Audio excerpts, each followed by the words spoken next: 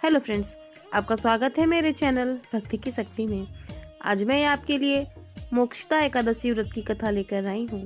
अगर आपको मेरी ये कथा अच्छी लगे तो कमेंट बॉक्स में विष्णु भगवान की जय अवश्य लिखें। और अगर आप मेरे चैनल पर नए हैं और अभी तक आपने मेरे चैनल को सब्सक्राइब नहीं किया है तो प्लीज़ सब्सक्राइब कर लें और बेल आइकन पर प्रेस कर दें ताकि मेरे नए आने वाली वीडियो की नोटिफिकेशन आपको मिलती रहे।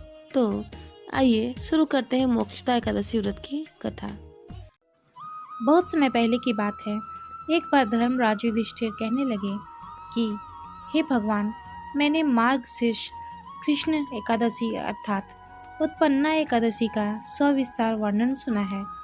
अब आप कृपया करके मुझे मार्गशीर्ष माह के शुक्ल पक्ष की एकादशी के विषय में बताइए। इस एकादशी का क्या नाम है तथा इसके व्रत का क्या विधान है, इसकी विधि क्या है, इसका व्रत करने से किस फल की प्राप्ति होती है, कृपया यह सब विस्तार पूर्वक कहिए। तब भगवान श्री कृष्ण बोले, मार्गशीर्ष माह के शुक्ल पक्ष में आने वाली इस एकादशी को मोक्षदा एकादशी कहा जाता है। यह व्रत मोक्ष देने वाला तथा चिंतामणि के समान सब मनोकामनाएं पूर्ण करने वाला है, जिससे आप अपने पूर्वजों के दुखों को खत्म कर सकते हैं। इसका महामात्य मैं तुमसे कहता हूँ, ध्यानपूर्वक सुनो। गोकुल नाम के नगर में वैखानस नामक राजा राज्य करता था। उसके राज्य में चारों वेदों के ज्ञाता ब्राह्मण रहते थे। वह राजा अपनी प्रजा का पुत्रवत पालन करता था। एक बार रात्रि में राजा ने एक स्वप्न देखा कि उसके पिता नरक में हैं। उसे बड़ा आश्चर्य हुआ। प्रातः वह विद्वानों के पास गया और अपना स्वप्न सुनाया और बोला, मैंने अपने पिता को नरक में कष्ट उठाते देखा है। उन्होंने मुझसे कहा कि हे पुत्र, मैं नरक में पड़ा हूँ, यहाँ से तुम मुझे मुक्त कराओ। जब से मैंने ये वचन सुने हैं तब से मैं बहुत बेचैन हूँ। चित्त में बड़ी अशांति हो रही है। मुझे इस राज्य, धन, पुत्र, स्त्री, हाथी, घोड़े आदि कुछ में भी सुख प्रतीत नहीं होता। क्या करूं? राजा ने कहा, हे ब्राह्मण देवताओं, इस दुख के कारण मेरा सारा शरीर जल रहा है।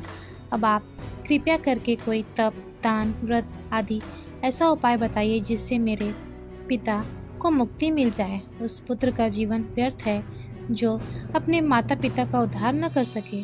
एक उत्तम पुत्र जो अपने माता पिता तथा पूर्वजों का उद्धार करता है वह 1000 मूर्ख पुत्रों से अच्छा है। जैसे एक चंद्रमा सारे जगत में प्रकाश कर देता है परंतु हजारों तारे नहीं कर सकते। ब्राह्मण ने कहा, हे राजन, यहाँ पास ही भूत, भविष्य और वर्तमान के ज्ञाता पर्वत ऋषि का आश्रम है। आपकी समस्या का हल वे जरूर करेंगे। ऐसा सुनकर राजा मुनि के आश्रम पर गया। उस आश्रम में अनेक शांत चित्त योगी और मुनि तपस्या कर रहे थे। उसी जगह पर्वत मुनि बैठे थे।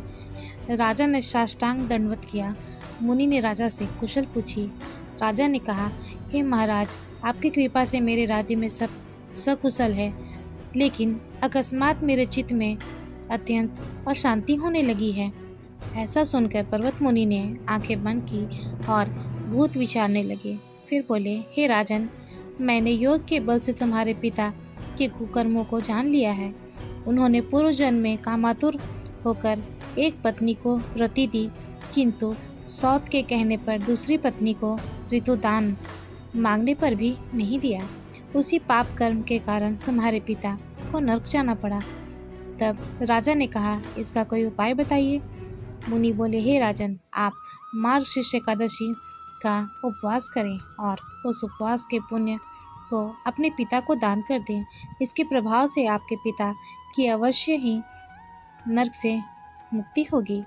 मुनि के यह वचन सुनकर राजा महल में आया और मुनि के कहने के अनुसार कुटुंब सहित मोक्षदा एकादशी का व्रत किया। इसके उपवास का पुण्य अपने पिता को अर्पण कर दिया।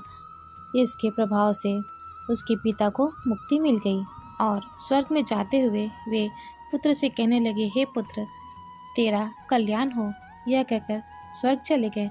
मार्गशीर्ष माह की शुक्ल पक्ष की मोक्षदा एकादशी का जो व्रत करते हैं उनके समस्त पाप नष्ट हो जाते हैं। इस व्रत से बढ़कर मोक्ष देने वाला और कोई व्रत नहीं है। फिलहाल इस वीडियो में इतना ही। अगर आपको मेरी ये वीडियो अच्छी लगी हो तो मेरे वीडियो को लाइक करें और ज़्यादा से ज़्यादा शेयर करें और मेरे चैनल को सब्सक्राइब करना ना भूलें। वीडियो में अंत तक बने रहने के लिए आपका धन्यवाद।